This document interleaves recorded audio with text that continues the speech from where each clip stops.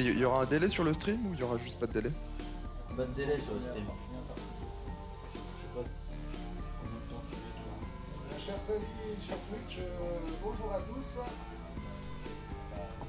Le live Bob va démarrer dans quelques secondes.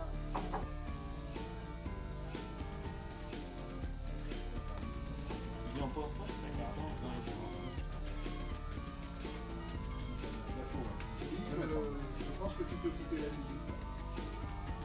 Ah, ça m'entend bien, Yves. Ok. Voilà, on redevient sérieux.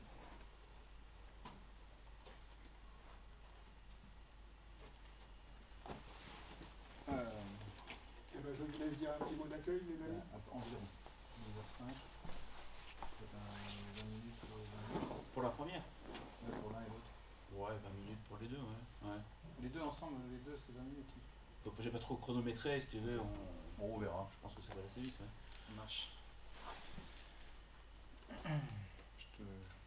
Donc, Par contre, il faut regarder par où, parce que c'est le truc, il est là. Tu peux regarder par là? Ouais. bah, toi, tu peux regarder là, et en fait, il y a des caméras partout. D'accord, ok. C'est ça, hein, Dominique, y a pas... Lui, il fait comme s'il parlait à la salle, quoi.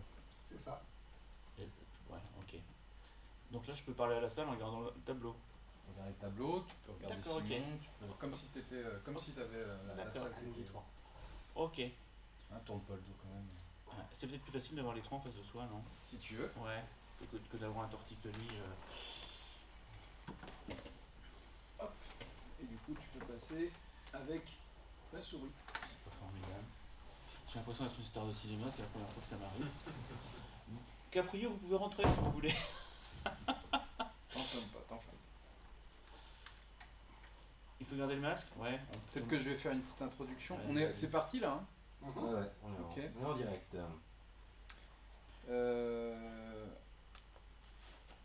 Donc, petite introduction avant de parler effectivement de cette partie de retour d'expérience de Didier.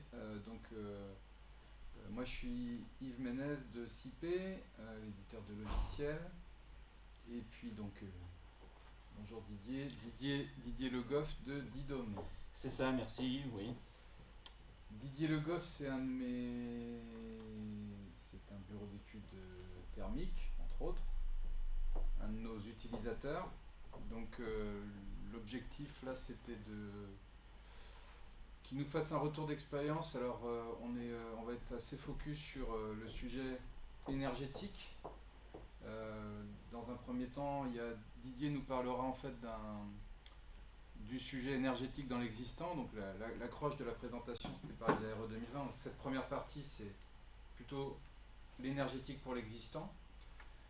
Ensuite, je ferai un bref résumé, pas très approfondi, mais un bref résumé sur la RE 2020 là, qui s'est lancée depuis le 1er janvier. Je redonnerai la parole à Didier pour qu'il justement il nous fasse donc après ce retour d'expérience sur la rénovation énergétique de parcs tertiaires, il nous fera un retour d'expérience sur une étude RE 2020 et maison passive qui est un peu ton dada. Enfin, tu nous expliqueras ce que tu fais. C'est ça, oui. Et puis, donc du coup, tu as utilisé nos outils pour la RE 2020, bon an, mal an, on en parlera. Et après, on clôturera avec Hugo, qui est connecté avec nous pour faire, entre lui et moi, un peu une démonstration justement du flux de travail qu'on a pu mettre en place entre les outils, flux de travail BIM, parce que le sujet quand même, ça reste beaucoup le BIM. Donc BIM appliqué à l'énergétique par des retours d'expérience de Didier.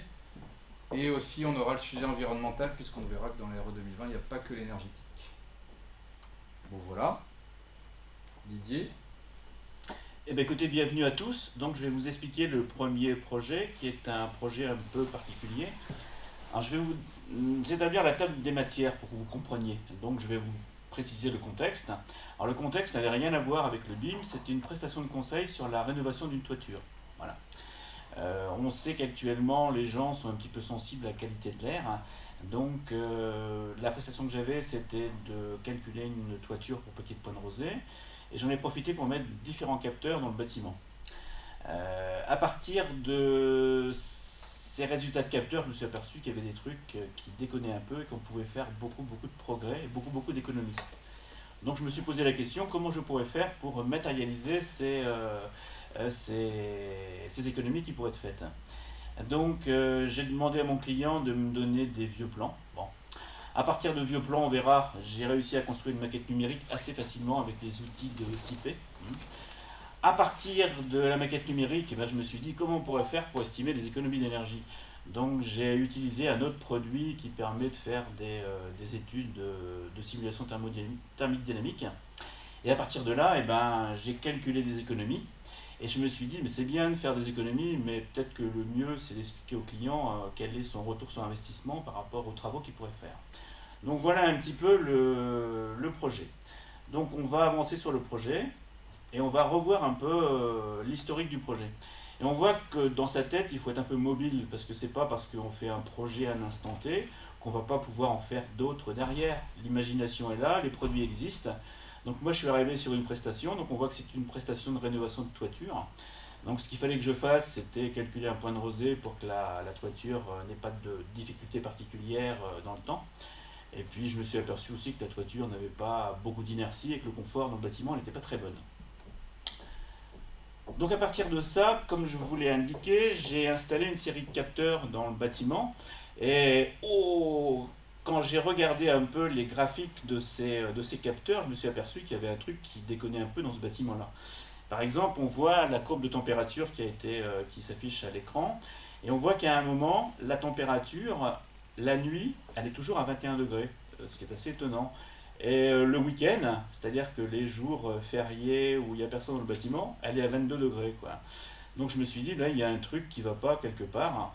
Et je me suis posé la question, mais comment on pourrait faire pour estimer les économies que pourrait réaliser le client si il régulait un peu mieux son bâtiment. Donc on voit que le postulat de départ, ça a été d'installer des capteurs. Alors les capteurs, ils sont multifonctions, ils regardent la qualité de l'air, la température, le bruit, les COV, la lumière. Donc avec ce type de capteur-là, on peut rapidement percevoir toutes les difficultés que peut avoir le bâtiment. Enfin, je donne deux autres exemples. À un moment, je me suis aperçu qu'à minuit, il y avait beaucoup de lumière dans le bâtiment. C'est pas trop normal parce qu'à minuit, il n'y a personne dans le bâtiment. Donc encore des économies générées. Donc on voit ici un petit zoom sur les graphiques et puis j'ai montré au client que sa température, elle était vraiment pas bonne le soir. Donc après, on voyait aussi que l'expertise qu'on avait, c'était la qualité de l'air. Donc à un moment, on est un peu embêté avec ce Covid. Là d'ailleurs, j'ai mon masque, il n'est pas tout à fait bien posé. Et on a regardé un peu le CO2 qu'il pouvait y avoir dans certains locaux. Ce que j'avais proposé au client, c'était d'avoir un capteur et de le déplacer dans plusieurs locaux pour voir un peu quelle était la qualité de l'air. Et on s'est très vite aperçu que la qualité de l'air, elle n'était pas bonne du tout. Par exemple, dans cet exemple, c'est un bureau, il y a 5 personnes, et on voit qu'on ne devrait pas dépasser normalement 800 ppm dans un local où les gens travaillent. Et on voit qu'on a des pointes à 1100 ppm, ça veut dire que la qualité de l'air, elle est vraiment pas bonne. Alors les gens ils ouvrent des fenêtres, mais on voit qu'en ouvrant des fenêtres, c'est pas suffisant. Donc ce que je vais proposer à mon client, on a commencé à travailler là-dessus, c'est de mettre par exemple des VMC double flux déportés pour améliorer la qualité de l'air dans le bâtiment.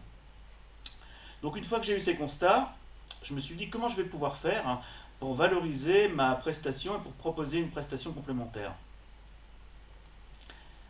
Donc j'ai récupéré les vieux plans du client, enfin des vieux plans, alors c'est presque des plans incendie. Donc à partir de là, le casse-tête chinois a commencé un peu. Je me suis dit comment je peux modéliser rapidement ce bâtiment sans perdre trop de temps. Et j'ai travaillé avec les produits CIP, et entre autres il y a le petit modeler qui est assez bien foutu et qui permet d'avoir beaucoup de facilité pour modéliser les projets. Donc à partir de ces vieux plans, j'ai utilisé IFC Builder et j'ai monté la maquette numérique. Alors pour vous donner un ordre d'idée du temps de conception d'une maquette comme ça, j'ai passé à peu près 6 heures dans IFC Builder. Alors j'ai travaillé un peu sur Google pour prendre des codes de toiture, j'ai travaillé un peu sur les vieux plans. Et je me suis posé la question, on va essayer de sortir cette prestation. Ce qu'on va essayer de faire, c'est de prendre des coordonnées GPS sur le terrain pour avoir des hauteurs de fêtage et pour les coupler par la suite à la maquette IFC Builder pour avoir des précisions importantes sur la hauteur des toitures par exemple, ce qui va calculer les pentes. Donc on voit que ça c'est pour l'étape d'après, mais on voit que le bâtiment il a un rendu sympathique. Et à partir de ce bâtiment-là, qu'est-ce que j'ai fait? Eh ben, j'ai modélisé des zones dans le bâtiment à partir d'IFC Builder. Alors j'ai utilisé CPTerm Comet, qui est un logiciel qui permet de faire des analyses thermiques assez facilement et qui est la suite un peu des produits CP, c'est-à-dire qu'on n'est pas complètement perdu. Quand vous travaillez dans CPTerm Comet, vous faites de la simulation thermique dynamique assez facilement sans trop vous casser la tête. Donc on voit que par rapport à la maquette numérique que j'avais développée, eh ben, j'ai envoyé ma maquette numérique dans CPTerm Comet et à partir de ça, j'ai pu faire des scénarios de calcul de consommation d'énergie. Alors on voit que le temps passé pour monter la maquette, on était à 6 heures. Pour bosser dans CPTerm Comet, j'ai mis à peu près 4 heures pour modéliser le bâtiment. Et à partir de ça, alors je laisse le suspense, après je fais tourner les diapositives. On voit que la méthode que j'ai appliquée, si vous voulez, c'est que j'ai modélisé un premier bâtiment, d'accord? Donc c'est le bâtiment 2. Ensuite, ce que j'en ai fait, c'est que je l'ai décomposé en groupe avec le logiciel. Le groupe, je l'ai décomposé en zones, et la zone, je l'ai décomposé dans la pièce dans laquelle était installé le capteur. Alors ce que j'ai fait, c'est que j'ai modélisé la consommation d'énergie avec les régulations qui ne fonctionnaient pas bien. On voit dans le petit tableau, un moment à gauche du tableau, l'état initial. Donc j'ai pris le bâtiment 2, groupe 1, zone 1, qui faisait 346 mètres carrés. Donc ce que j'ai fait, j'ai pris la température de nuit qui n'était pas bonne, elle était à 21 degrés, j'avais bien vu. Après j'ai pris la température de journée qui était de 23 degrés, donc elle n'était pas bonne non plus. J'ai pris la température des jours ouvrés, c'est-à-dire le week-end quand il n'y a personne, qui était à 21 degrés. Donc j'en ai calculé un ratio qui est de 95. Ensuite, ce que j'ai fait une autre version dans Comet et j'ai modifié simplement le comportement du bâtiment. Donc ce que j'ai dit, c'est que la nuit, on ne va pas rester à 21 degrés, on va passer à 17 degrés. J'ai dit aussi que la température de journée, 23 c'est peut-être un peu beaucoup, on va descendre à 22. Et je me suis dit, la température des jours ouvrés, quand il n'y a personne dans le bâtiment, le week-end, on peut peut-être la descendre à 15 degrés. Et par rapport à ça, j'ai passé les calculs dans Comet et je me suis aperçu qu'on avait un indicatif qui était à 68,2 par exemple. Avant, on était à 91. Donc quand vous faites le ratio, rien qu'en améliorant la régulation de ce bâtiment, on peut faire 25% d'économie de chauffage, ce qui est énorme si vous voulez. Ce qui est énorme. Alors, ma plus-value, si vous voulez, ce qui se passe dans ce type de bâtiment, je vois Yves qui regarde, il faut qu'il me dise si c'est bon. Ouais. C'est-à-dire que ce bâtiment, c'est une grosse administration qui a délégué l'exploitation à un prestataire de service. Alors, le prestataire de service, lui, il est content parce que plus il vend d'énergie, plus il facture. C'est quand même bien d'avoir un œil extérieur pour le client et puis de lui dire mais c'est quand même bizarre que votre prestataire de service il chauffe vos bâtiments à 23 degrés toute l'année, quoi.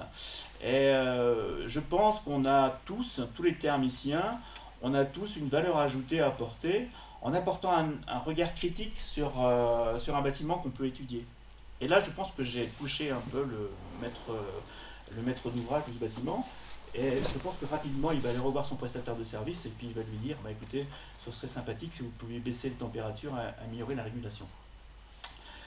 Donc on voit, alors moi je suis indépendant, je suis gérant de mon bureau d'études, on est toujours à l'affût des bonnes affaires. Et je vois qu'avec les produits qu'on peut manipuler facilement, on a vraiment une valeur ajoutée qui est importante. C'est-à-dire que ma valeur ajoutée, c'est pas de faire peut-être un calcul RE 2020 sur une maison individuelle, mais c'est d'apporter mon expertise sur un bâtiment où là on verra tout à l'heure, avec le système assez simple qu'on leur propose, ils peuvent faire plus de 10 000 € d'économie par an. Ces gens-là, ils ont 50 bâtiments. Je pense qu'ils ont les mêmes problématiques dans tous les bâtiments. Vous multipliez par 50, vous arrivez sur des sommes colossales d'économies qui peuvent être réalisées. Alors après, c'est toujours bien d'avoir une redondance, enfin de pouvoir présenter un petit peu les choses. Donc ce que j'ai fait quand je me suis aperçu que le bâtiment ne fonctionnait pas bien, j'ai pris ma super caméra thermique et j'ai été faire une thermographie de l'extérieur du bâtiment. Parce que je savais que la régulation ne marchait pas bien. J'avais aussi bien vu que l'isolation, elle n'était pas forcément terrible.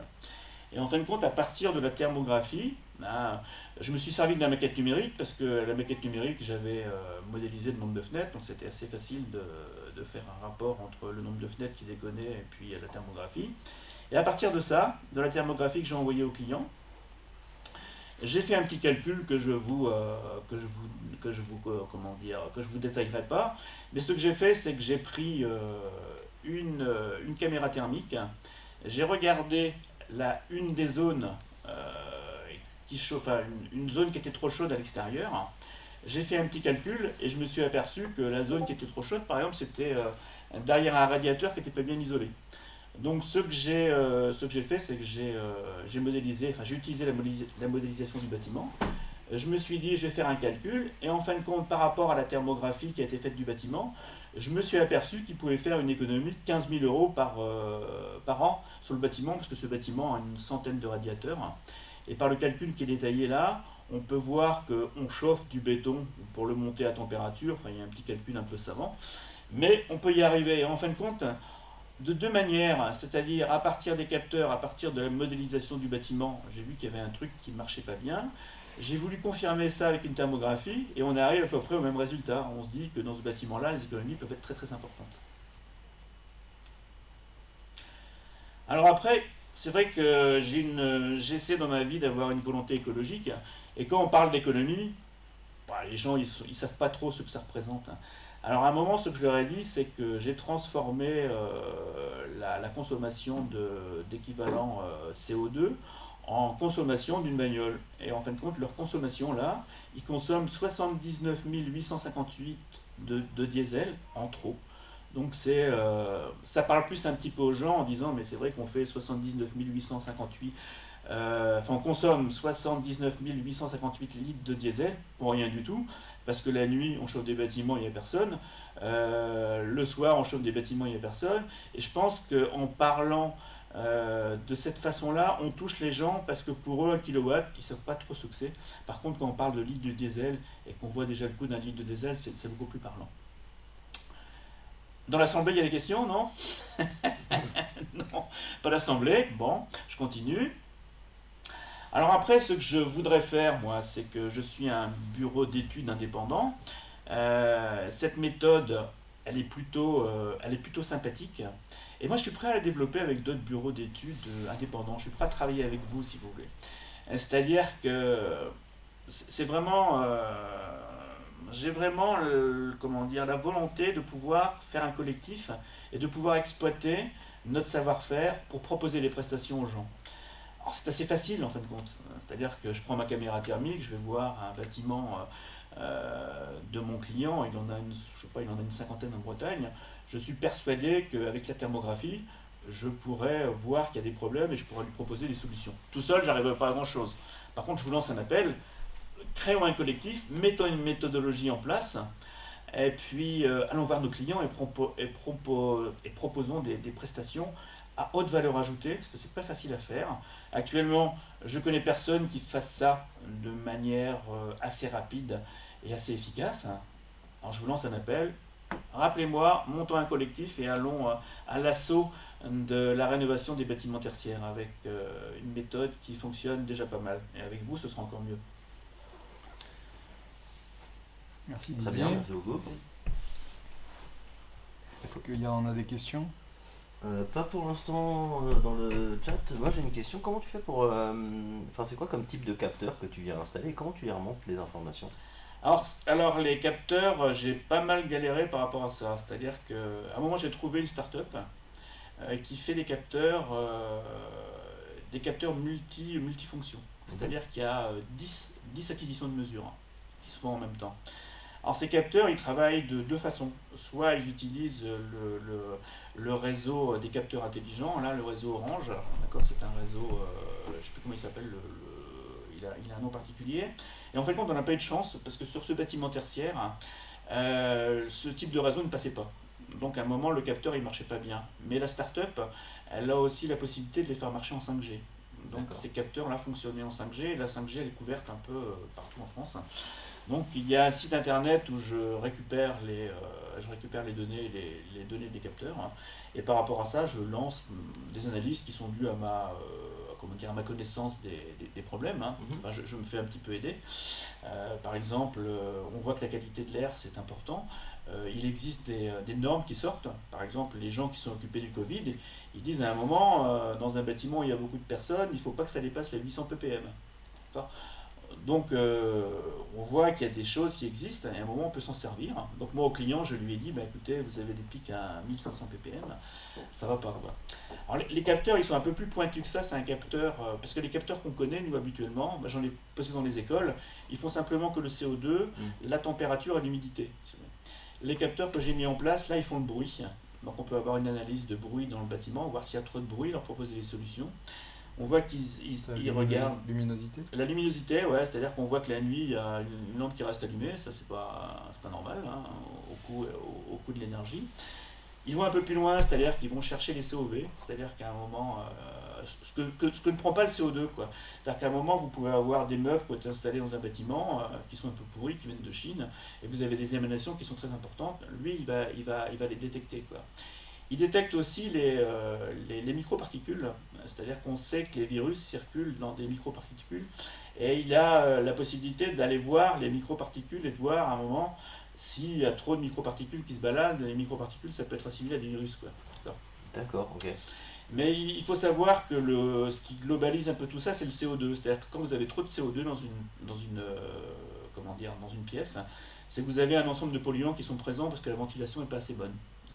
Donc déjà, l'indicateur du CO2, il est très très bon. Et ensuite, vous pouvez descendre en disant, tiens, je vais regarder le COV, je vais regarder les particules. Et vous pouvez avoir une expertise que je suis en train de développer avec la start-up qui fonctionne, enfin qui crée ces capteurs. Alors, la petite difficulté qu'on a actuellement, c'est que quand on fait de l'analyse de l'air comme ça, très pointue, il y a un petit ventilateur qui tourne et les capteurs, ils ont du mal à rester sur batterie. C'est-à-dire que la batterie, elle dure 15 jours, quoi. Donc les capteurs, comme il y a une forte consommation, il faut les brancher sur le secteur, hein. D'accord, ok. Et c'est quoi c'est quoi la marque? Alors la marque, je travaille avec Samea Innovation. Ils sont, alors c'est une société qui a été primée. Ils sont, je vous donnerai les coordonnées. Ils sont dans le 22. Ouais. Et on est en train de bosser. Alors ce qu'on fait, c'est que moi, je voudrais déclencher des alarmes par rapport à ça. Ouais. Donc, je vais demander au patron de Samea de me dire, parce que pour l'instant c'est un peu compliqué, c'est-à-dire que j'ai des remontées d'informations qui me disent le capteur il est à 1200 ppm.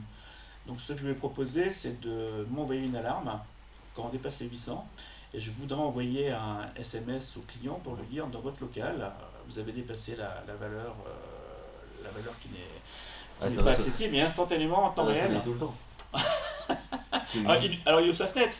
800, enfin oui, c'est théorique, mais c'est quasiment. Alors, Là, je pense que si on fait un test, on est à plus de 800. Ouais, alors mais on ne Mais devrait partout, pas, en fait, non, on quasiment. devrait pas. Alors et moi je suis assez sensible à ça, on verra tout à l'heure par rapport à la qualité de l'air, mais il y a d'autres choses aussi, c'est-à-dire qu'on peut inventer des systèmes. C'est-à-dire que lui, c'est des gens intelligents, ces gens-là. À un moment, leurs capteurs, hein, ils sont capables, je regarde si le temps n'est pas dépassé, de compter le nombre de personnes qui rentrent, hein. C'est-à-dire qu'avec un capteur, on peut avoir plusieurs possibilités.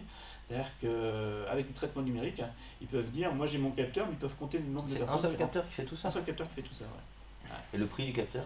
Alors le prix du capteur, après je vous laisserai Samea, après le capteur, alors les capteurs, il faut compter 600, 700 euros, quoi.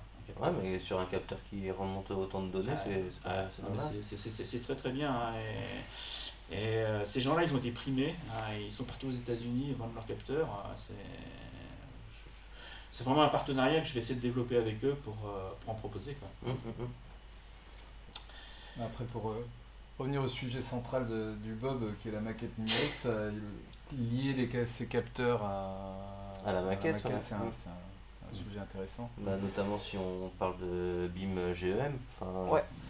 Là, ça commence à arriver.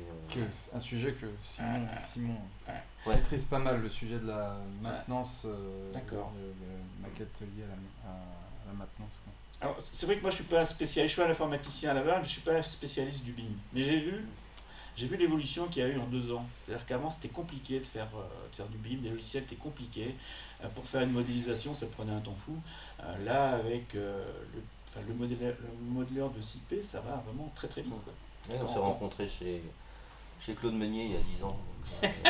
Mais ouais, Ouais, là c'était. Ouais, Donc- ça prenait plus de temps, ah effectivement. ouais, mais j'ai bossé avec Claude Meunier justement, qui faisait lui, alors il avait un système, il avait un scanner, il avait loué un scanner pour faire du scan, et en fin de compte j'ai trouvé un maçon qui me dit qu'il a un système GPS qui coûte beaucoup moins cher, et il arrive très très vite à faire des relevés de points GPS, Mhm. et on en parlera après parce que ça peut être une solution pour nous, pour modéliser très rapidement un bâtiment à coût moindre. Même au Bob, on a Eric Lerognon avec sa solution Ouais, ouais. Air2Build, ce qui peut être super intéressant, Ouais, notamment ouais, ouais. pour relever. Bon, après, c'est peut-être des plus petits. Enfin, c'est destiné à du relevé intérieur, peut-être, je pense, plus. C'est un usage qui est similaire. Après, c'est vrai que, en fait, dans ta présentation, en fait, c'est normal. Tu te focalises sur ton métier et sur l'énergie. Et en fait, bon, moi, je suis très heureux en fait que pour toi, l'histoire de la maquette, tu le présentes finalement à peu près simplement comme un gain de temps. Et c'est tout. En fait, t'as pas vraiment de sujet toi autour de la Si. maquette. Alors aussi j'ai un sujet par exemple sur le bâtiment tertiaire qu'on veut faire. Les gens veulent installer des tuiles, enfin des ardoises photovoltaïques. D'accord. Donc en fait, je travaille avec une société là. Alors la difficulté qu'ils ont, c'est que le casse-tête, c'est que le maître d'ouvrage veut estimer l'autoconsommation du bâtiment qu'il va y avoir par rapport à la couverture de sa toiture. Ce qu'on a fait, c'est que j'ai mis la maquette numérique sur le BIM serveur, d'accord. J'ai envoyé ça à la société qui fabrique les ardoises solaires. Je leur ai envoyé la maquette, je leur ai envoyé le BIM Vision, et avec ça, ils ont pu calculer les surfaces de toiture très rapidement, c'est-à-dire qu'ils sont connectés avec le petit BIM Vision, là c'est assez rapide, et les outils, quand on se débrouille un peu, on sélectionne dessus, hop, on a la surface instantanément, quoi. Donc ils ont réussi à récupérer la maquette que j'ai envoyée sur BIM Vision, enfin sur BIM Server, ils ont utilisé BIM Vision, et très rapidement, ils ont toute la surface des toitures, et ils ont pu donner aux clients, ben voilà, avec les toitures qui sont exposées au sud, eh ben, je vais vous dire combien d'autoconsommation vous pourriez avoir sur votre bâtiment, quoi. Et moi j'ai ouvert la maquette BIM, et je l'ouvre au client aussi, parce que je suis quelqu'un de transparent. C'est-à-dire que le client il a accès à la maquette numérique, je lui ai donné les codes, il peut se connecter sur BIM Server, hein, et il a accès à sa maquette numérique. Si vous voulez. En fait, Donc j'ai étalé un peu le process, et j'espère qu'il va venir, ce gars-là, le goff, il est vachement intelligent, je vais lui dire de modéliser mes 50 bâtiments, ça me fera du boulot, je pourrais embaucher la pile de CV que j'ai sur mon bureau. Donc là en fait, t'as fait un usage d'abord égoïste pour Ouais. toi parce qu'en fait, t'avais besoin de sortir ces résultats de calcul Ah ouais. et que ça te faisait gagner du temps tout simplement. Ouais.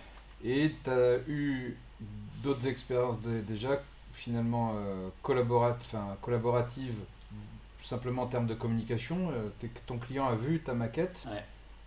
ça apporte une valeur ajoutée, mais tu as eu une action collaborative avec un tiers, quoi. Ouais, c'est ça, ouais. Ça marche. Sur du calcul de surface de panneaux photovoltaïques en Ouais. utilisant Ouais. la maquette numérique, quoi. Ok. Et c'est vrai que ce que je me disais, c'est que j'essaie de mettre mes capteurs dans la maquette BIM, j'y arrive pas trop, mais j'aimerais bien que mon client, quand il voit sa maquette, il clique, il dit là le capteur numéro 24, c'est lui qui dégonne, je vais pouvoir aller directement dans le bâtiment, quoi. Donc, Bon, on pourra en rediscuter. Ça marche. Avec ma boîte Vaillant Data, on bosse sur des solutions qui permettent justement de faire ça. On bascule sur le sujet 9, RE 2020. Alors on y va, ouais. Bon, l'idée c'était d'alterner. Je vais faire un peu la RE 2020 en bref, et après tu nous feras déjà ton premier D'accord. ex.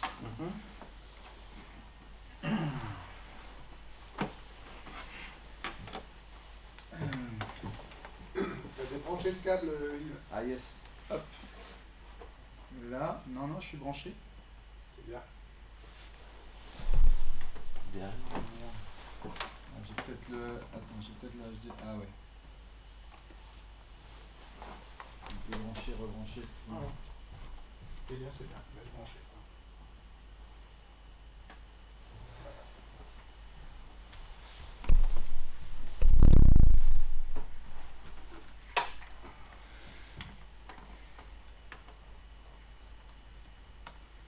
va faire un truc très synthétique sur cet aspect réglementaire, mais voir que c'est un... Pour les thermiciens, ce que je vais faire, ça va être vraiment enfoncer les portes ouvertes. Mais dans le Bob, il n'y a pas que ça. Donc, dire un peu la RE 2020 en bref, et puis des actualités qui sont les attestations RE 2020. La partie méthode de travail, on le fera après ton retour d'expérience. Donc, juste dire qu'effectivement, la RE 2020, ça vous aura pas échappé qu'on est en 2022. La RE 2020, elle vient à peine de démarrer, le 1er janvier 2022. Il y a eu à l'été 2021, alors il y a eu tout un processus en amont, mais à l'été 2021, il y a eu la publication des premiers textes de la réglementation, arrêtés et décrets fixant les exigences, la méthode. Et donc 1er janvier 2022, il y a un mois, c'est l'entrée en vigueur de la RE 2020, la nouvelle réglementation énergétique et environnementale, qui remplace la RT 2012. Là, pour l'instant, on commence sur l'usage maison individuelle et logement collectif. Ensuite, il y aura petit à petit les autres usages qui seront concernés. Donc, en théorie, à partir du 1er juillet 2022, les bureaux, les enseignements primaires et secondaires. Et puis, à partir du 1er janvier 2023, on aura les extensions des constructions qu'on vient de voir, maisons, logements, bureaux, etc. Les constructions provisoires et puis petit à petit les autres usages.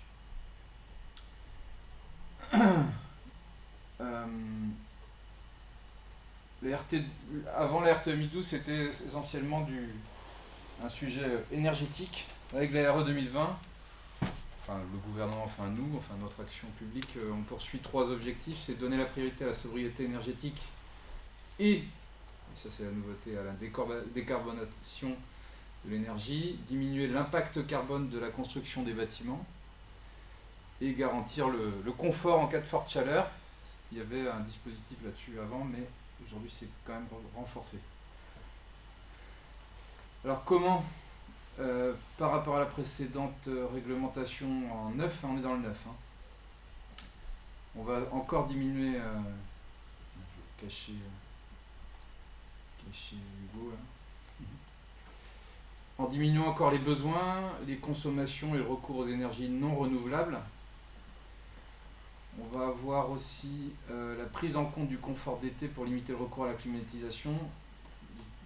Auparavant, dans la RT 2012, il y avait déjà un calcul qui était le calcul de la TIC, mais qui clairement n'était pas efficient pour faire cette limitation. Aujourd'hui, on a un nouveau critère qui fonctionne pas mal. Et le but du jeu, c'est effectivement d'éviter les surchauffes, mais du coup surtout d'éviter qu'à force d'avoir des surchauffes, on vienne rajouter une clim en cours de route dans un bâtiment. En intégrant pour la première fois dans une réglementation le calcul des émissions de gaz à effet de serre du bâtiment sur l'ensemble du cycle de vie, en décarbonant l'énergie nécessaire restante. Donc se met en place du coup une exigence, un plafond maximal de carbone émis par les consommations d'énergie en exploitation du bâtiment. Et puis en instaurant des exigences sur les émissions liées à la construction, il y aura des effets de palier en fait. De plus en plus, au fil des années, l'exigence sur ce qu'on appelle les PCE, les produits de construction et équipement, vont être de plus en plus sévères. Et apparaît un critère qui malheureusement n'a pas été, il est juste donné à titre informatif aujourd'hui, mais qui est intéressant, c'est de favoriser le stockage temporaire du carbone à l'aide de matériaux biosourcés. Donc concrètement, les indicateurs RE 2020 d'un projet neuf de construction, ça va être les suivants. Avant, en RT 2012, on avait des critères énergétiques essentiellement et de confort d'été. RT 2012, c'était BBio, qu'on retrouve ici, les besoins bioclimatiques, donc indépendamment du système qu'on met en place, c'est le fait de connaître le besoin en chauffage ou en froid d'un bâtiment et est inclus dans le BBio les besoins en éclairage, donc c'est-à-dire que dans un bâtiment où il y a des pièces plutôt présentant beaucoup de fenêtres, on va avoir des besoins d'éclairage moindres. Donc le Bébio, on le connaissait déjà dans l'ère 2012. Le CEP, la consommation en énergie primaire sur les 5 postes. Chauffage, clim, ventilation, eau chaude, Auxiliaire. auxiliaire, incluant la ventilation. Et puis le nouveau dans la partie RE 2020, c'est le CEPNR, c'est les consommations en énergie primaire mais non renouvelables.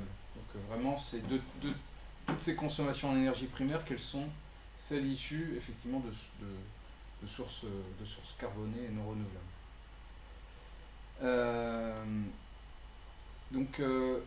Ensuite, sur la partie carbone, alors environnementale, en réalité, quand on dit réglementation environnementale, en réalité c'est focus sur le sujet carbone, mais il y a d'autres sujets environnementaux, on peut se dire que dans les prochaines réglementations on aura d'autres sujets environnementaux à prendre en compte sur les impacts des matériaux.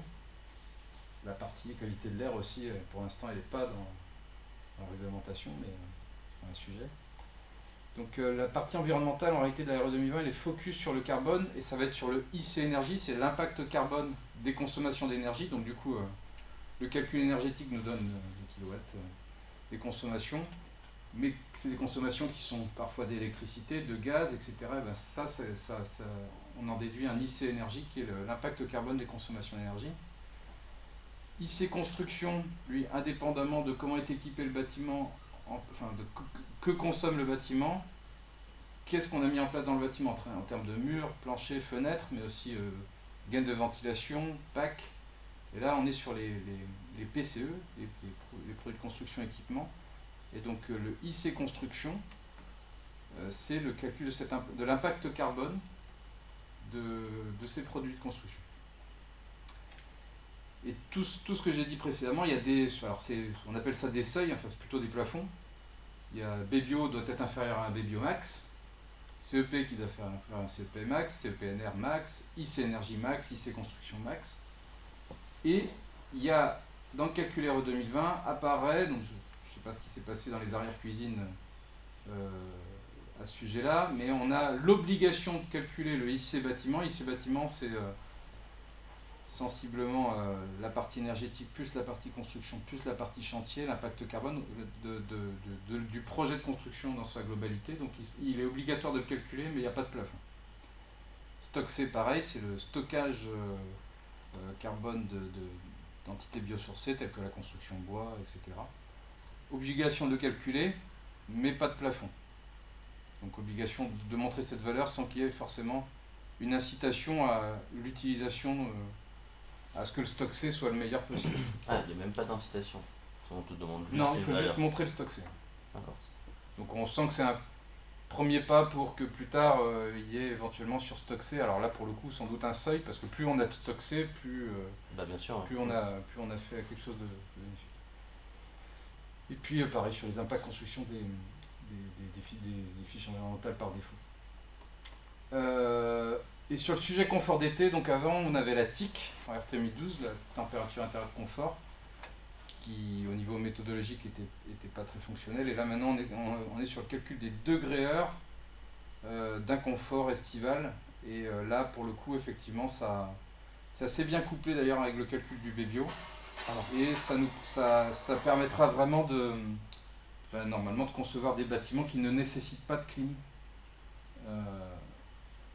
Même si ça reste du calcul réglementaire et conventionnel, et faire d'autres études expertes pour s'éviter de l'inconfort d'été, c'est un ajout. C'est-à-dire que l'outil réglementaire n'est pas un outil de conception non plus, c'est un outil de validation réglementaire des objectifs. Voilà, en bref, sur la RE 2020. Une petite actualité que tu as pu éprouver et que tu nous montreras sur ton projet que tu as passé dans la moulinette.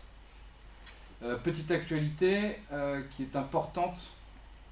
Alors déjà prélude, c'est-à-dire que tout à l'heure on va faire une démonstration un peu de comment on a résolu le sujet par les outils, et on se rend compte que forcément un calcul énergétique c'est ce qu'on faisait avant. Et tout d'un coup s'ajoute un calcul carbone, de bilan carbone, qui n'est pas quelque chose forcément de... Qui doit le faire, ce bilan carbone? C'est pas du tout compris que ce soit forcément les bureaux d'études thermiques. Dans plein de cas, ça va être les bureaux d'études thermiques qui vont s'en emparer, mais il y a plein de cas où clairement il va y avoir de l'économiste ou de l'architecte qui va prendre en main le sujet. Ça va dépendre, je pense à mon avis, des profs, déjà des typologies de bâtiments.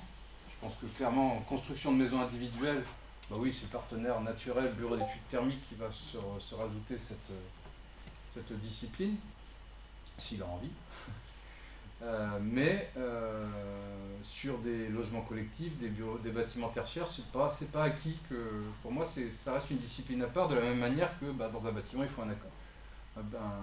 Nous, on a des clients qui font les études thermiques, leur valeur ajoutée affichée, c'est de faire des études thermiques et acoustiques, mais c'est pas du tout le gros de mes utilisateurs, ça. Donc il y a des utilisateurs qui agroupent plusieurs disciplines, et puis sinon il y a plusieurs possibilités. Et du coup, ce qu'on verra, c'est que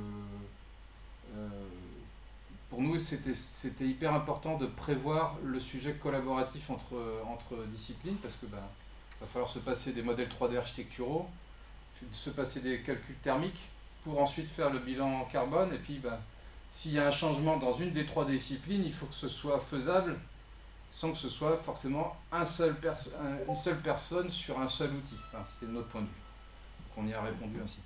Et du coup, sur les attestations, ce qu'on va voir justement, c'est qu'en plus, il y a donc l'aspect collaboratif, ça peut être plusieurs outils avec plusieurs personnes.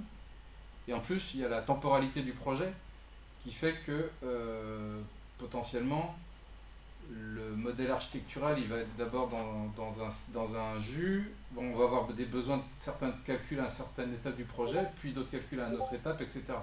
Donc il faut qu'en plus ce soit possible d'avoir un flux de travail actualisable. Donc justement, les attestations, l'actualité, alors je passe. Voilà, la RE 2020, comment ça a fonctionné? Ça, on a eu les textes mi-décembre.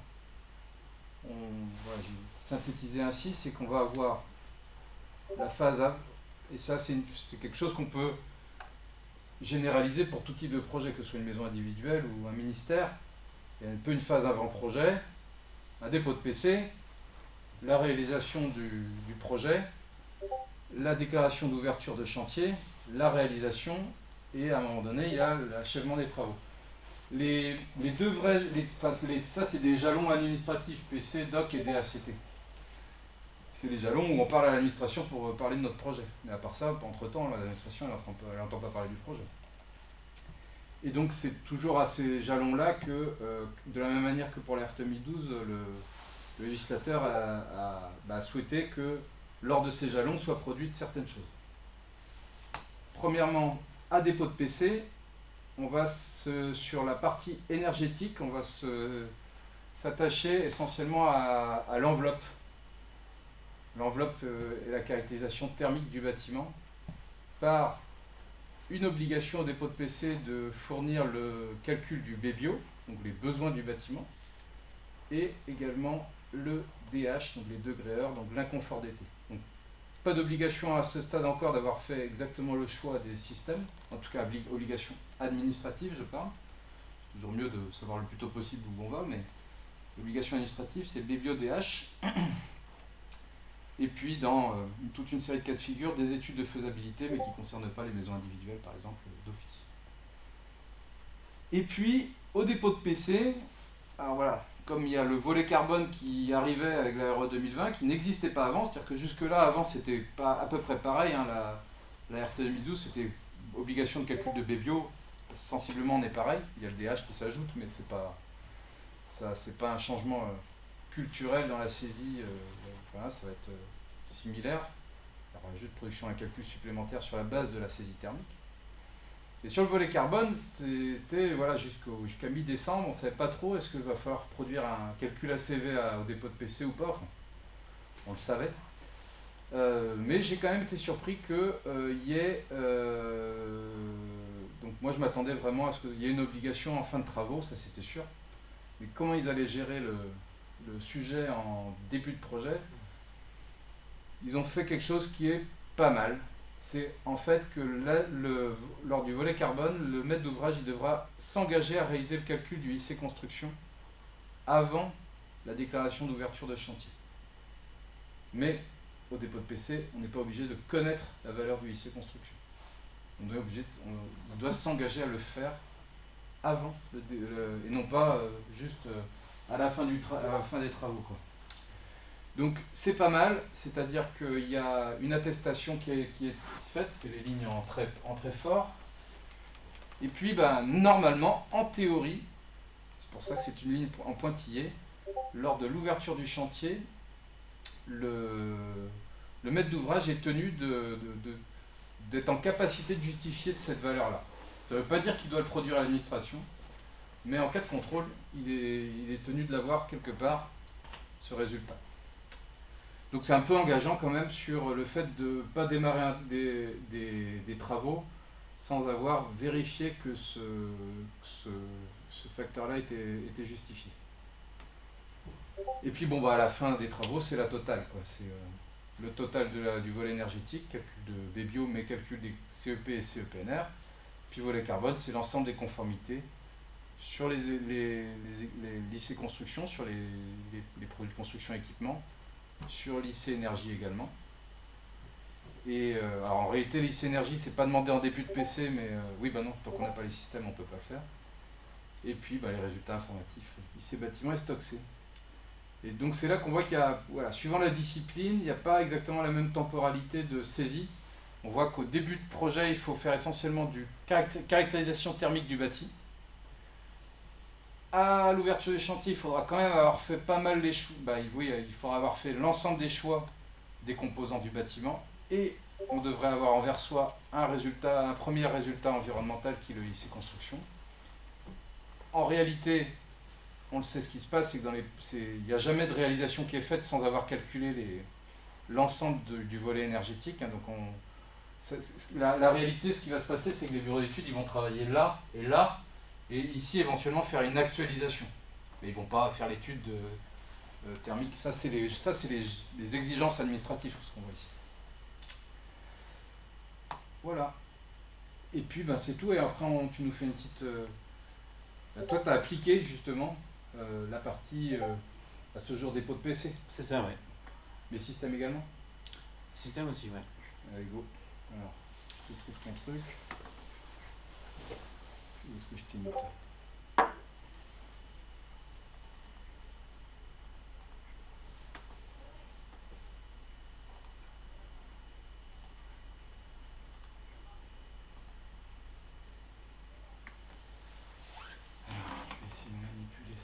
Prudemment pour pas qu'il décroche. Merci, ça va le faire. C'est dans le bon là ? Tu vois ? C'est bon.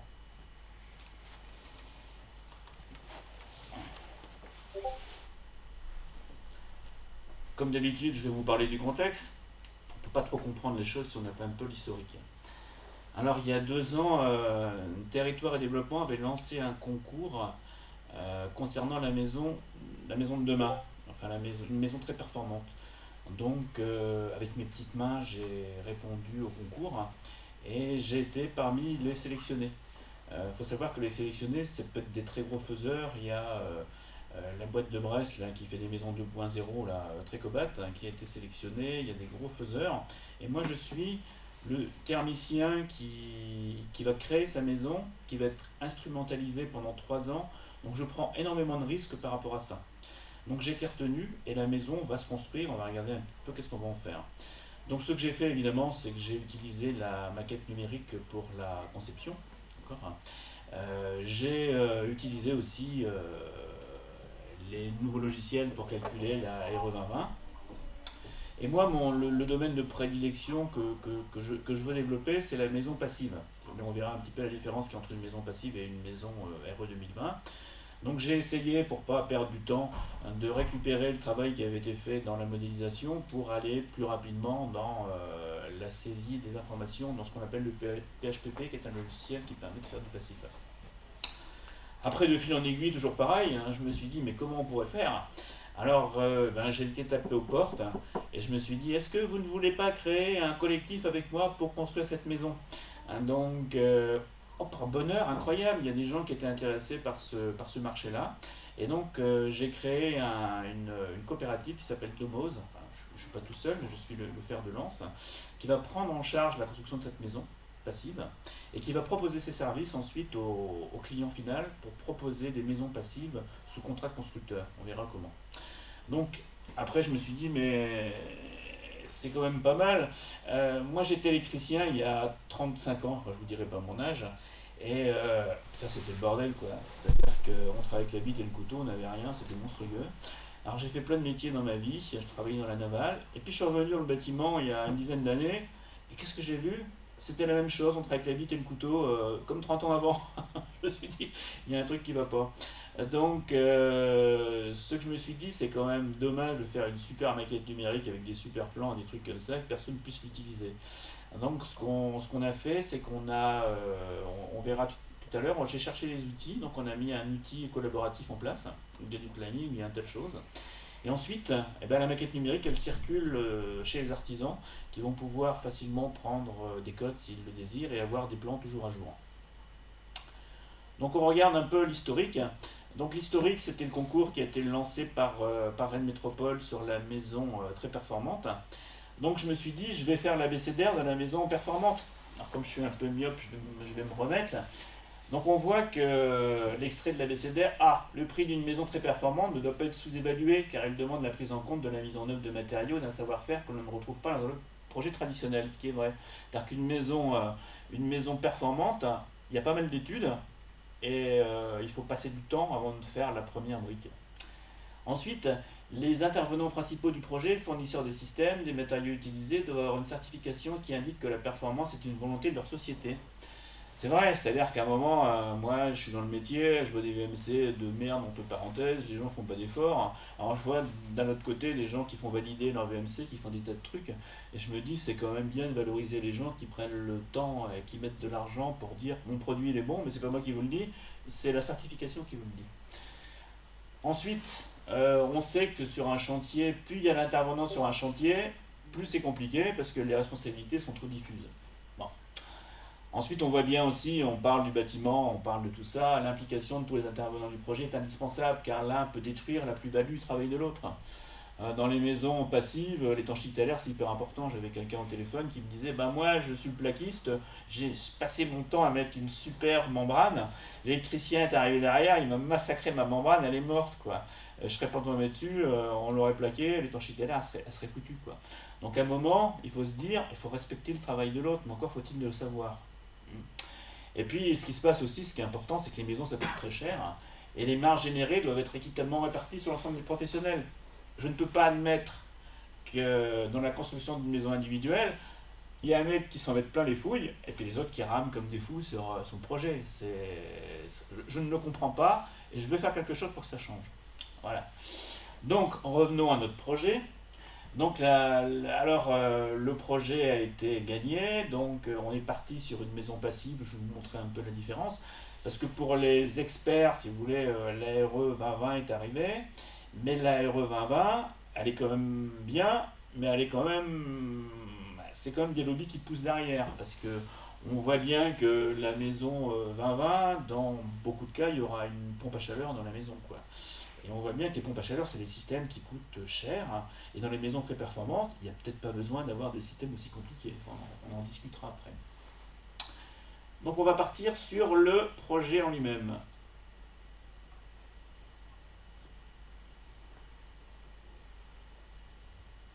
Donc voilà. Alors, si vous voulez, la crainte qu'avaient tous les gens qui font du passif, il faut savoir que le passif, c'est quelque chose qui est difficile à vendre. Parce que ça coûte plus cher que le traditionnel. Un peu plus cher, pas beaucoup plus. Ce qu'on se dit, le langage commercial qu'on a, c'est qu'on se dit la maison, elle est tellement bien qu'il n'y a pas besoin de mettre des systèmes coûteux dedans. Donc un système pas coûteux, qu'est-ce que c'est? C'est des radiateurs électriques. Bon. Les radiateurs électriques ou les convecteurs électriques ou tout ce qui est électrique est très très mal vu dans la RE 2020, c'est-à-dire qu'elle est très très pénalisée. Donc la crainte qu'on avait, nous, en faisant du passif, c'est de dire on va faire des super maisons, mais comme le petit chauffage d'appoint, qui peut être par exemple un radiateur électrique, ne sera pas bon, il faudra qu'on mette une pompe à chaleur. Et donc, ce que j'ai fait, c'est que j'ai pris la modélisation, enfin j'ai modélisé la maison, et j'ai passé des calculs RE 2020 sur le projet. Et on voit qu'avec des astuces de thermiciens connaissant bien les produits, on arrive à un moment à chauffer la maison avec un chauffage tout électrique. Alors c'est soit de l'air chaud quand la maison peut le faire, plus un sèche-serviette. Et on arrive juste à la limite. C'est-à-dire que la crainte qu'on avait, c'est qu'on ne pourrait plus chauffer les maisons avec de l'air chaud quand les maisons sont passives. Parce que l'air chaud, c'est en fin de compte des petites résistances électriques qu'on met dans les bouches chauffantes. Et on pensait que ça n'allait pas passer. Mais avec quelques astuces, on arrive à passer juste, on voit que le coefficient, là, on devait être à 115,84, on est à 115,52, le fameux IC énergie qui n'existait pas avant et qui nous plante un peu dans les calculs. Donc on voit qu'il y a un premier calcul qui a été fait avec un chauffage tout électrique. On verra que la maison elle est très particulière, hein, parce qu'on consomme très peu. Et à côté, il y a un autre calcul que j'ai fait, c'est-à-dire que dans les maisons passives, vous pouvez faire de la maison passive, vous pouvez faire de la maison passive plus et de la maison passive premium. Donc à un moment, ce qu'on a fait, c'est qu'on a rajouté des panneaux photovoltaïques sur la maison pour que la maison passe en maison passive plus. Et on voit qu'on rajoute des panneaux photovoltaïques, en fin de compte, l'IC énergie bouge un peu et il a tendance à rediminuer. D'accord ? Donc on voit que dans les maisons passives, si on est trop limite pour le chauffage en air chaud, il faudrait rajouter des panneaux photovoltaïques pour apporter le complément qui permettrait que la maison passe. Voilà, donc par rapport à ça, on va avancer un peu sur les diapositives. Sachant que tes panneaux photovoltaïques qui taperont dans le IC construction. Ouais, mais pour l'instant, le principal c'est que ça passe et qu'on puisse se dire, on va pas mettre des systèmes trop compliqués en chauffage. Alors après, quand vous faites de la maison passive, moi je suis certifié passif, on a quand même un logiciel qui est un peu particulier, c'est un gros tableur Excel, quoi. C'est-à-dire que à un moment vous vous dites, c'est quand même bizarre parce que je passe mon temps à faire des maquettes BIM. Alors, il existe sûrement des astuces que Maison Passive nous donnerait parce qu'il existe des imports particuliers. Mais moi, j'essaie d'être pragmatique et j'utilise les outils que j'utilise. Je ne vais pas encore en utiliser d'autres. Donc à un moment, je me suis dit comment on peut faire pour remplir rapidement le fameux tableur PHPP à partir des valeurs qu'on a. Donc ce que j'ai fait, c'est que j'ai monté ma fameuse maquette numérique, je l'ai mise sur BIM Server, j'ai récupéré le produit BIM Vision. Avec BIM Vision, je me suis cassé un peu la tête et on voit qu'avec BIM Vision, en fin de compte, on a des rendus qui sont plutôt bien faits, quoi. C'est-à-dire qu'on arrive à avoir très rapidement des surfaces qu'on doit rentrer dans le PHPP, on arrive à avoir des linéaires qu'on rentre dans les ponts thermiques, et en fin de compte, sans trop se casser la tête, on arrive à remplir ces fameuses cases qui nous emmerdent tant, parce qu'on peut pas, il faut aller les chercher quelque part. Alors quand vous faites un calcul sur un projet, vous avez des tas de chiffres et trouver la bonne longueur ou la bonne surface, c'est pas simple. Là, en 4 secondes 10 dixièmes, je clique, j'ai la surface. Là, on voit qu'il y a un petit exemple, c'est par exemple la surface au sol, elle fait 102,3 m². Et on voit que la surface au sol, j'ai rentré 102,3 m². D'accord ? À un moment, on voit qu'il y a une toiture qui fait 15,688. J'ai rentré une toiture qui fait 15,70. Alors parce que la difficulté des toitures, c'est que c'est un peu incliné, si vous voulez. Donc c'est-à-dire que les surfaces sont pas pareilles, quoi. Donc à un moment, s'il faut se calculer tout ça, c'est quand même vachement compliqué, quoi. Donc ça m'a bien aidé de faire, en résumé, la maquette numérique, d'utiliser la maquette numérique dans un produit intermédiaire qui apporte plus de fonctionnalités que BIM Server, qui n'en a pas forcément beaucoup.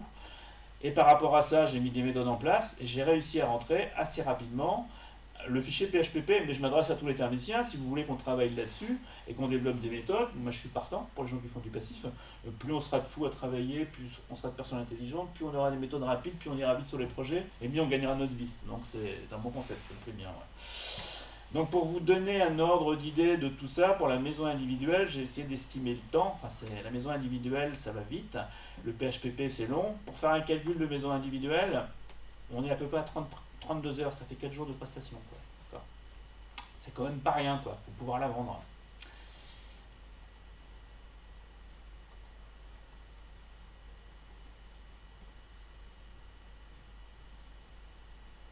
Alors après, comme je suis quelqu'un de rigoureux, enfin je plaisante, c'est pas ce que disent les gens qui me connaissent.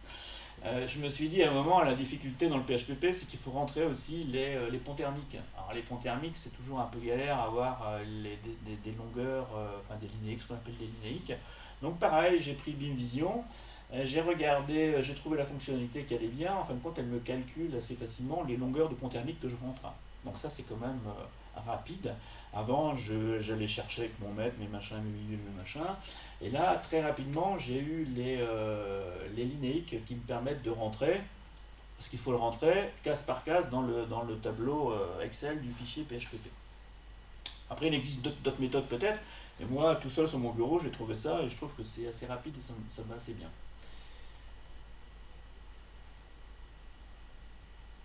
Donc après, la grosse difficulté, pour vous donner un peu l'historique de cette histoire, je suis persuadé que la maison passive, c'est une bonne maison. C'est-à-dire qu'elle est compliquée à faire. Et à un moment, j'ai créé un site qui s'appelle maisonpassivebretagne.com, où je faisais des visioconférences aux gens qui étaient intéressés. Et en fait, quand j'avais plein de gens qui venaient à mes réunions, j'étais vachement content. Je me disais, ah là là, qu'est-ce qu'on va pouvoir en faire comme maison passive? Puis il y avait des gens qui étaient très qualifiés, qui avaient des terrains, qui avaient faire de la maison passive. Moi, j'étais que simple thermicien. Et je leur disais, bah, écoutez, je vais vous trouver un maître d'œuvre qui va pouvoir vous la faire.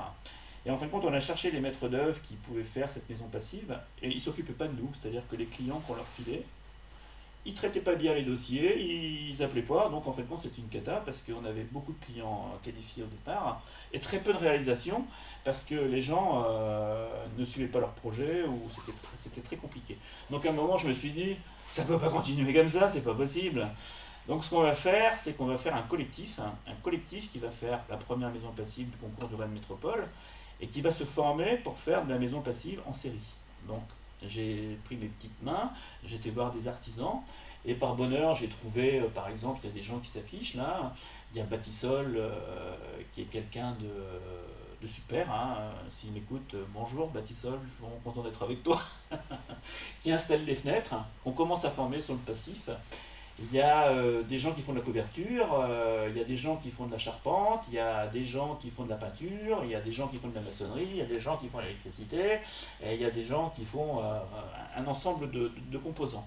Donc ce qu'on a fait, c'est que j'ai créé la marque qui s'appelle Domose, je crée la coopérative, je crée avec ces artisans la coopérative sur Rennes, et l'avantage de la coopérative, hein, si vous voulez, c'est un système un peu particulier, c'est qu'on va pouvoir proposer un contrat de CCMI à nos clients, à nos maîtres d'ouvrage.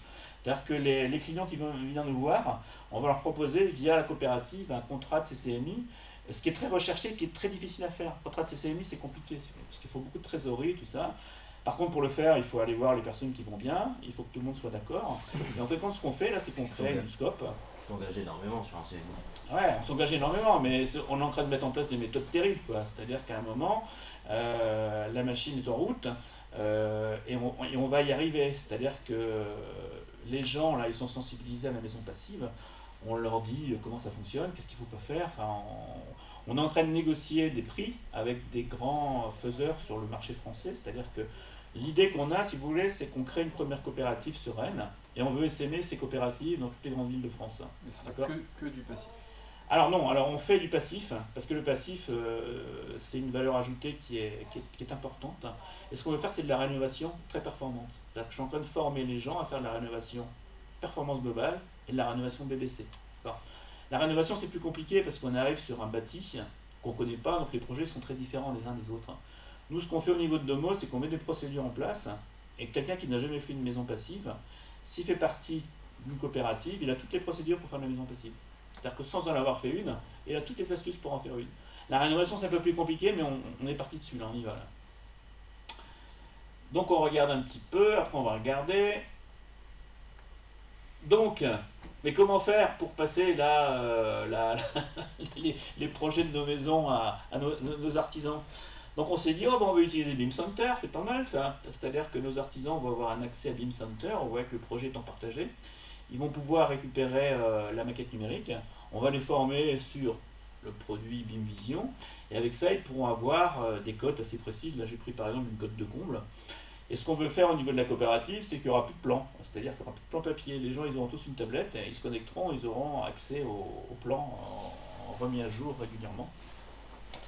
Et après on avancera un petit peu, parce que pour l'instant moi je fais que de la thermique, mais peut-être qu'on ajoutera le volet VMC, électricité, enfin on verra bien, après j'irai voir Yves et je lui dirai Yves, comment comment on fait pour faire tout ça?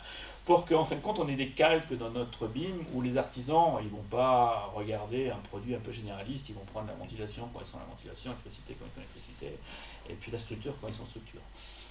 Voilà. Donc après, ça on avait, c'est pas mal, mais on voit que dans une maison passive, il y a une grande rigueur à mettre en place. Alors toute la difficulté c'est comment faire de la rigueur. Oh, quelle chance! J'ai eu la chance de rencontrer il y a quelques années une start-up sur Rennes, toujours pareil. Alors c'est Demoterra, ils ont fait un produit qui est super, ça s'appelle Attic-Team. Et Attic-Team c'est un produit collaboratif où on peut mettre, on peut mettre des tas de fichiers, ça fait une messagerie. Enfin, quand je crée un projet, moi je peux ouvrir le projet à tous les artisans, je peux ouvrir les projets aux maîtres d'ouvrage. Et par rapport à ce projet, on met des documents, on explique, on est pédagogique, et tout ça, on peut le faire au sein d'Attic-Team. Et l'intérêt d'Attic-Team, c'est qu'on a des plannings collaboratifs qui peuvent fonctionner. C'est-à-dire que là, on a mis un projet type d'une maison passive. Alors, ça ressemble un petit peu aux maisons traditionnelles. Ça, c'est le projet de la maison de Cornu. Le projet de la maison de Cornu, c'est le projet de la métropole qu'on a gagné. Donc on voit que les phases, alors cette maison devait démarrer il y a pas mal de temps, mais avec le Covid c'était vachement compliqué, et en fin de compte elle devrait démarrer au début ou fin mars. Alors, je pense que ce sera plutôt fin mars, donc on a fait un projet, et ce qu'on veut essayer de faire par rapport à cette maison passive, c'est qu'elle sera passive, ce qui est pas mal, et on veut la construire très rapidement, donc on se dit, les gens qui achètent une maison, ils sont un petit peu emmerdés, parce que quand tu achètes une maison tu payes un loyer. Une maison, ça dure à peu près 1 an de construction. Donc avec les méthodes qu'on met en place, je vois qu'il regarde le temps, on va essayer de la faire en 6 mois, peut-être un peu moins. Donc, J'ai le droit de regarder le temps. Ouais. Donc voilà, donc ça, les artisans, ils sont tous chauds bouillants, on met en place... Alors, je peux dire que c'est des rencontres tout ça. Moi j'ai réussi à faire ça parce que j'ai rencontré Pascal Gervais, qui a monté une coopérative sur Toulouse, et qui fait de la maison passive depuis 25 ans. Donc il connaît bien les problématiques de la maison passive. Il sait comment ça marche une coopérative, donc il m'a rejoint sur Rennes. Il travaille avec moi pour créer la coopérative de Rennes. Et il me déverse tout son savoir-faire du passif qu'il a acquis sur 20 ans de construction. C'est-à-dire qu'il fait de la maison maçonnée, de la maison Saturne-Bois, de la maison très performante. Et on a digéré tout ça et on a fait des procédures pour que ça fonctionne bien. Donc par rapport à ça, alors on a le fameux outil qu'on voit là, le gant qui peut se décaler, enfin les gens, alors normalement chacun, dans chaque artisan, une fois qu'il aura fait son travail, il ira sur sa tablette et il cliquera sur j'ai fait. Bon. Alors c'est peut-être utopique, mais peut-être que dans 40 ans, ce sera comme ça, donc on est un petit peu en avance. Donc Attic-Team permet de le faire, donc là on voit qu'il y a le démarrage chantier. Alors ce produit-là, il peut être sur tablette, sur PC, sur téléphone portable. Donc on voit au démarrage chantier, la première chose qu'on donne aux artisans, c'est le lien sur la maquette BIM. Donc ils peuvent avoir accès directement à la maquette BIM sur leur PC. Alors après, qu'est-ce qu'on veut faire? Alors l'idée c'est que Domos en fait compte Domos c'est une structure que je crée avec plusieurs personnes, et Domos va apporter du service à les coopératives qui vont se créer. La coopérative de Domos Rennes, elle va utiliser les services de Domos. Et les services de Domos, ça va être quoi? Eh bien, on va apporter le commerce, c'est-à-dire qu'on va aller chercher les gens qui veulent faire des projets passifs, qui sont très qualifiés, qui ont un terrain, qui ont tellement de sous pour le faire. Ensuite, ce qu'on va apporter, ça va être toute la partie fonctionnelle, c'est-à-dire le suivi de chantier, Attic-Team, tout est préparé, tout est digéré. On va apporter les procédures, c'est-à-dire que le maçon, quand il va arriver pour faire sa maison passive, il a tout un cahier de procédures pour les mettre en route. Pour l'électricien, ce sera pareil. Pour la personne qui met la VMC, c'est pareil. Il y a des photos, des machins, des trucs. La VMC, généralement, il ne pourra pas se planter. S'il suit bien les procédures, ça ira. Donc notre idée aussi qu'on a, c'est que Pascal Gervais travaille sur ces maisons, il les fait en Revit. Donc c'est lui le spécialiste de la maison passive, et au niveau de Domos, toutes les maisons passives passent par cette petite main experte, parce que c'est lui qui fait les plans. Donc Pascal Gervais fait les plans. Ensuite, il délègue à chaque coopérative la réalisation de la maison passive, mais c'est lui, avec son expérience, qui a défini les plans de la maison passive par rapport au contexte qu'il a eu, comment est le terrain, où sont les vents, où sont les trucs, où sont les machins. Et par rapport à ça, le maître d'œuvre de la coopérative de Rennes prendra les plans de Pascal Gervaise et il ira réaliser la maison. C'est comme ça que ça se passe. Donc ce qu'on essaie de faire, c'est que Pascal Gervaise, il a pris un dessinateur qui travaille sur Revit, et je vais travailler avec CIP, pour que je ne vais pas me coltiner encore la modélisation des projets dans IFC Builder. Ce que je vais faire, c'est on va travailler ensemble, il va faire sa maquette dans Revit, et j'espère que je pourrai la réintégrer directement dans CIP-Etern RE 2020 pour éviter de me coltiner la modélisation. Ça c'est là. L'espoir fait vivre. Ouais, l'espoir. Ah si, avec l'IFC. C'est très bien. Hein, bon, après, ouais, on va essayer de le faire. Non, ça marchera. Et surtout, le gros challenge, alors c'est le gros challenge qu'on a, puis on a peur, quoi, parce que c'est pas rien ce qu'on fait. C'est-à-dire qu'à un moment, Rennes Métropole, il a choisi des très gros faiseurs, quoi. On parlait de la maison 2.0 avec Trécobat. Ces gens-là, ils sont 40, quoi, 50 ou 60. Nous, on est 3, quoi. Donc la maison, elle va être 3 à la conception, quoi. Plutôt 150 chez Trécobat. Ouais, Trécobat, ils sont 150, quoi.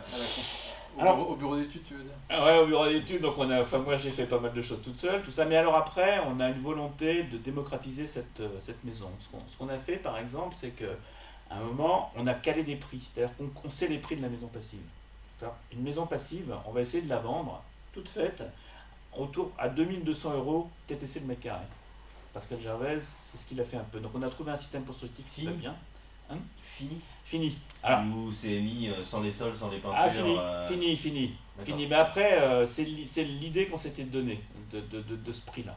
C'est-à-dire que après, ils regardent, on essaie d'optimiser. Hein. Par exemple, ce qu'on fait, c'est que la maison passive, on est en train de développer une activité avec un grossiste français pour que les gens qui construisent la maison via notre coopérative puissent aller choisir les carrelages à des prix assez intéressants ou la peinture chez ce gros grossiste.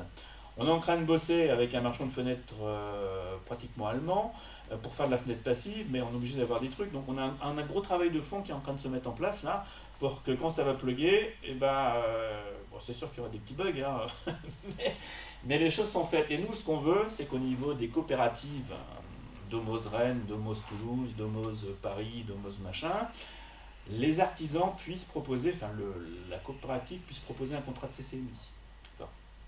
C'est-à-dire que vous êtes un client, vous venez me voir, actuellement on a une procédure qui est mise en place, que je vous l'explique un petit peu.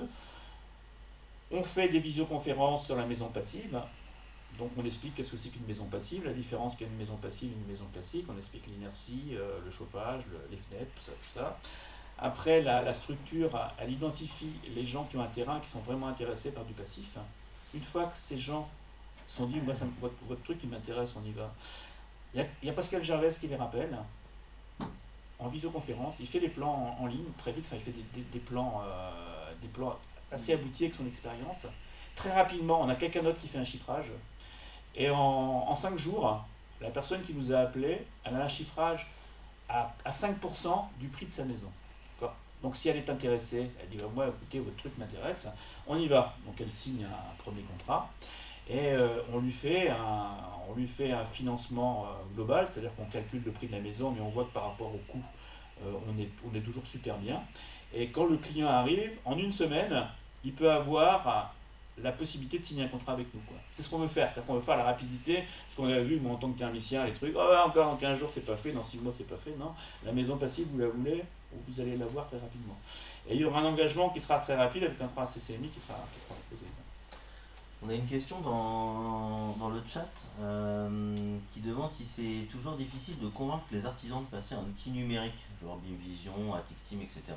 Comment c'est accueilli par un maçon, parce qu'effectivement là tu parles d'avoir un lien vers BIM Center pour montrer la maquette numérique. Le maçon, Alors, lui il a besoin de plans. Alors j'ai eu la chance, moi le maçon qu'on voyait tout à l'heure c'est Thomas Kerzero, les constructions à brûle. Thomas, si tu m'entends, c'est un cador ce gars-là. C'est-à-dire que ce gars-là c'est un cador de l'informatique, quoi. C'est un maçon pas comme les autres, mais lui par exemple, alors je fais pas de la pub par rapport au système constructif. Le système constructif qu'on a mis, c'est un système qui va très vite, d'accord, pour faire de la maison passive. C'est un système qui existe depuis 40 ans, où tout est bien prévu. C'est-à-dire que les coffres de volets roulants se mettent bien, on n'a pas de questions métaphysiques à se poser. Et le maçon, il a un rôle primordial là-dedans, parce que c'est lui qui fait l'isolation à la fois, l'étanchéité à l'air et la structure. D'accord.